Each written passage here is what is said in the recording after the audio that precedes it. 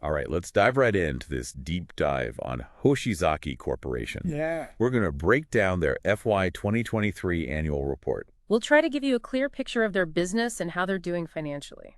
For those who may not know, Hoshizaki is a Japanese company that specializes in food service equipment. They're a global player with a pretty interesting history. And speaking of interesting history, they actually invented Japan's first fully automatic ice maker back in 1965. Can you imagine restaurants or bars without ice machines? I can't. So they've obviously been around for a while, but how are they doing these days? Their latest financials are impressive. Their consolidated net sales for FY 2023 were 373,500 million yen. That's a big number. It is, and it's a 16.3% jump from the previous year. So they're definitely growing. Where is this growth coming from? It's interesting, actually. While their domestic sales in Japan are doing well, their overseas sales are really taking off. Really taking off. Yeah, they surged by 27.2%. Wow. So it seems like they're becoming a global force. They are. They're operating in three main segments: Japan, the Americas, and Europe and Asia. And you said earlier that overseas sales are a big part of their business now. Absolutely. In FY 2023, 45.9% of their net sales came from outside Japan. That's almost half of their total revenue coming from international markets. That's huge. Tell me more about these different segments. What kind of trends are they seeing? Okay, well, in Japan, they're seeing a steady recovery in the restaurant industry after the pandemic. That makes sense. People are eager to dine out again. But Japan is known for having a really mature and competitive restaurant market. Yeah, and there are challenges like rising food costs and a very tight labor market. So how is Hoshizaki adapting to these challenges in their home market? Well, they're focusing on diversification. What do you mean by diversification? They're not just relying on restaurants. They're pushing into other areas like hospitals and food processing plants. That's interesting. They're branching out to places where the demand might be more stable. Exactly. And they're really emphasizing labor-saving products. I can see why that would be a priority, given the labor shortages. Think about things like reheating food service carts, cabinets, and even steam convection ovens. They're all designed to help streamline operations. So they're focusing on efficiency and making things easier for their customers. Exactly. But that's not all. They're even developing robot-integrated dishwashers. Robot dishwashers. Seriously. Seriously, they're partnering with a robotics company to make it happen. That's pretty impressive. It sounds like they're really embracing technology to solve these problems. They are. They're not just keeping up with the times. They're trying to be ahead of the curve. So they're staying competitive in a challenging market. What about the Americas? How are they doing over there? The Americas are a bright spot for them. Lancer, their subsidiary in the U.S., is doing extremely well. What's driving that success? Strong demand, for one thing.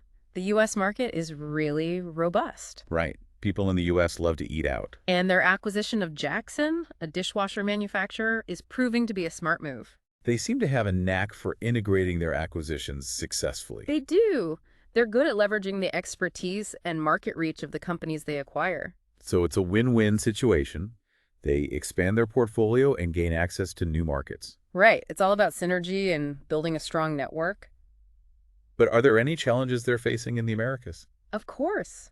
Finding and keeping skilled workers is tough, just like everywhere else. It's a competitive job market out there. And then they have to stay agile, adapt to all these new regulations and changing customer preferences. That's true for any business, but especially in the fast-paced world of food service. Right.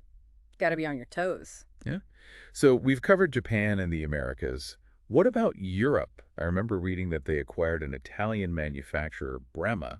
How is that integration going? It's going very smoothly. They're already seeing some great results. That's good to hear. What kind of results? They're expecting increased revenue growth and are optimizing their refrigerator production sites in Europe, leveraging Bremma's expertise. It sounds like a very strategic move, expanding their manufacturing footprint globally. It is. They're also looking to leverage Bremma's existing sales network to get Hoshizaki's products into new markets. So they're not just expanding their production capacity, they're expanding their reach as well. Exactly. Plus, there are opportunities for joint product development and cost reduction. They're really making the most of this acquisition. Now, about China, that market's been a bit tougher for them. You mentioned earlier that they're facing intense price competition there. Yeah, it's been pretty fierce. Their subsidiary, Royal Kitchen, actually had to record an impairment loss. Oof, that doesn't sound good. No, it's definitely a challenge. The market growth in China has slowed down recently. But they're not backing down, are they? Not at all. They're optimistic about a recovery. They're working on integrating Royal Kitchen more closely with their overall operations. So they're taking steps to become more competitive in that market. Exactly. They're focusing on strengthening their cost competitiveness. Smart move. So a mixed bag in China, but they're working on it. What about other regions? Are they doing anything in other parts of the world? They're definitely exploring new opportunities. For example, their subsidiary in India, Western Refrigeration, is performing really well. What's driving their success in India? The market there is particularly strong for grocery and retail applications, which is a bit different from their usual focus on restaurants. So they're adapting their offerings to different market needs. Right. And they're also expanding in Southeast Asia through acquisitions and joint ventures. It's pretty amazing how they're managing such a complex global operation. Yeah, they seem to have a good grasp of all these different markets. It's all about strategic planning and execution. But let's face it, global expansion requires serious financial resources. Let's talk about their financials and see how they're managing all this growth. Let's do it. You mentioned earlier that their net sales hit a record high. But what about their profitability? How are their margins looking? Let's take a look at their income statement. Their operating profit was a solid 45,200 million yen, Okay, not bad. and their operating profit margin was 12.1%. So they're managing to stay profitable despite all the competition. Exactly. They're keeping their costs under control. So their income statement looks healthy. But what about their balance sheet? Are they in a strong financial position? Their balance sheet is rock solid. At the end of FY 2023, they had a cash balance of 254,500 million yen. Wow. That's a lot of cash on hand. What's that doing for them strategically? It gives them a lot of flexibility and firepower, really. They can invest in R&D, pursue acquisitions, and basically weather any economic storms that might come their way. So they're in a good position to handle any bumps in the road. Yeah, and their equity ratio is also really strong at 78%, which means they have low debt. That's always a good sign. It sounds like they're being very responsible of their finances. Absolutely. Now let's look at their cash flow statement. Right, because cash flow is king. Are they generating enough cash from their operations to support their growth? Absolutely. In FY 2023, their cash flow from operating activities was 55,100 million yen. So the core business is generating plenty of cash. That's what's fueling their investments and expansion. What about free cash flow? Also very strong. That's great to hear because that's the money they can use for things like dividends and share buybacks, right? Things that make investors happy. Right. Let's talk about how they're creating shareholder value. Okay, let's talk about dividends. I always like a good dividend story. What are they doing for their shareholders in that regard? Well, their target payout ratio is 40% or more, which means they're planning to return a good chunk of their profits to shareholders. Okay, that's generous. And what about the actual numbers? How much did they pay out in dividends in FY 2023? They paid out a total of 10,100 million yen. Wow, that's a significant amount. So they're taking good care of their shareholders with dividends. What about share buybacks? Are they doing any of those? They haven't ruled them out. They're considering them, but it depends on market conditions and capital efficiency. Makes sense. They want to make sure it's the right move at the right time. Right.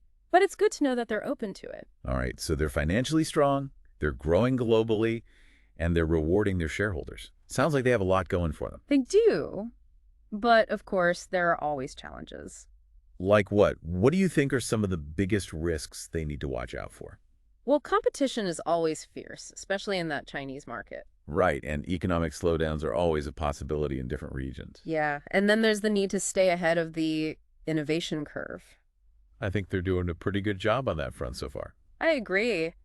But it's something they can't afford to take for granted. So it sounds like Hoshizaki is a company with a solid track record, a smart growth strategy, and a strong commitment to sustainability. They're definitely worth keeping an eye on. Now, in the next part of our deep dive, we're going to take a closer look at their sustainability initiatives. They seem to be doing some really interesting things in that area. I'm looking forward to that conversation. Me too. It should be interesting to see how they're putting their sustainability commitments into action. Definitely. It's one thing to talk about sustainability, but it's another to actually walk the walk. All right, so we'll take a quick break and we'll be right back to discuss all things sustainability and Hoshizaki. Sounds good. All right, so we're back and ready to talk about Hoshizaki's sustainability efforts. It's an important aspect of any business these days, and especially for a company like Hoshizaki that's so closely tied to the food industry. Absolutely. They've really made sustainability a core part of their business strategy. So tell me, What are some of the key things they're doing to minimize their environmental impact? Well, one of the biggest things is their focus on natural refrigerants. I've heard about those. They're supposed to be much better for the environment than the traditional refrigerants, right? Right. Traditional refrigerants can be really harmful to the ozone layer and contribute to climate change. So it sounds like Hoshizaki is taking this issue seriously. They are. In Japan, they've already converted 68 of their refrigerator and freezer models to use neutral refrigerants. That's impressive. Are they planning to expand that to all of their products eventually? They're actually aiming to completely phase out those harmful refrigerants by the end of 2024. That's a pretty ambitious goal, but it's great to see that they're committed to it. And it's not just about refrigerants. They're also implementing energy-saving measures in their manufacturing facilities. Makes sense. Every little bit helps. Right. They're also investing in renewable energy sources to reduce their carbon footprint even further. It sounds like they're really taking a holistic approach to sustainability, looking at their entire operations. They are, and their commitment goes beyond just the environment. They're also focused on social sustainability. What does that involve? It's about things like ethical sourcing practices, making sure that the materials they use are produced responsibly. So thinking about the whole supply chain. Exactly. And they're also focused on fostering a diverse and inclusive workplace. That's important. Yeah. So it sounds like they're taking a very well-rounded approach to sustainability. Yeah, they're looking at the big picture. But how do we know that they're actually making progress? Yeah. Are they transparent about their sustainability efforts? Oh, absolutely. They regularly report on their sustainability performance. That's good to hear. Transparency is key when it comes to these kinds of initiatives. And they've aligned their reporting with the Task Force on Climate-Related Financial Disclosures, or TCFD, framework. TCFD, right? I've heard of that. It's basically a set of guidelines for reporting on climate-related risks and opportunities, right? Exactly. It helps companies be more transparent and accountable. So by using this framework, Hoshizaki is showing that they're serious about measuring their progress and being open about their sustainability journey. They're setting a good example for other companies in the industry. So we've talked about their financials, their global strategy, and their commitment to sustainability. What's your overall impression of Hoshizaki? What's the big takeaway from this deep dive? I have to say I'm really impressed with what I've seen. They're a company that's clearly thinking about the long term. What do you mean by that? They're not just focused on making a quick profit.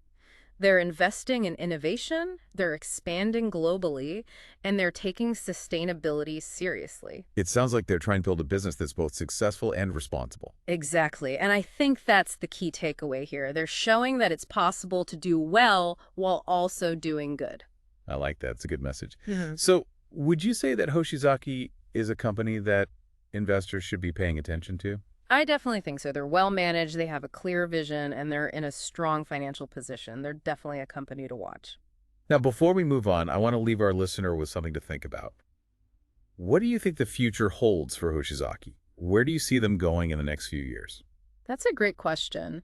I think they have the potential to become a real leader in the food service industry, not just in terms of their products and technology, but also in terms of their sustainability practices. So you think they can set a new standard for the industry? I think they're already on their way. They're showing that it's possible to be innovative and successful while also being environmentally and socially responsible. And that's a powerful message. Well said.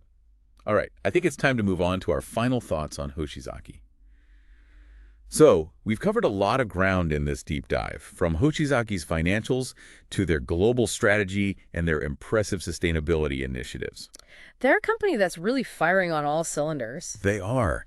And it's fascinating to see how they've evolved over the years, from a small company making ice makers to a global leader in food service equipment. They've definitely come a long way. They have. And they're not showing any signs of slowing down. They're constantly innovating, expanding, and pushing the boundaries of what's possible. It makes you wonder what they'll come up with next, right? Right. I mean, robot dishwashers. That's pretty wild. What's next? Self-cooking ovens. Refrigerators that can tell you when you're running low on milk. Who knows, but I wouldn't put it past them. But beyond those specific product innovations, I think what's really exciting is their commitment to sustainability. Absolutely. They seem to be genuinely dedicated to making a positive impact. And it's not just talk. They're walking the walk. They're investing in natural refrigerants, they're reducing their carbon footprint, and they're promoting ethical sourcing. They're setting a great example for other companies in the industry. I think so too. They're showing that it's possible to be successful and sustainable at the same time. And that's a really important message, especially in today's world. It is. We need more companies like Hoshizaki that are willing to step up and take responsibility for their impact. Well, I think we've successfully squeezed all the insights we can out of this annual report. I agree. We've delved into their business, their financials, their sustainability efforts. We've covered it all. And I have to say, I'm really impressed with what I've learned about Hoshizaki. Me too. They're a company with a bright future, and I'm excited to see what they do next. I think our listeners will agree. So for anyone out there who's interested in learning more about Hoshizaki, I definitely recommend checking out their website and their annual report.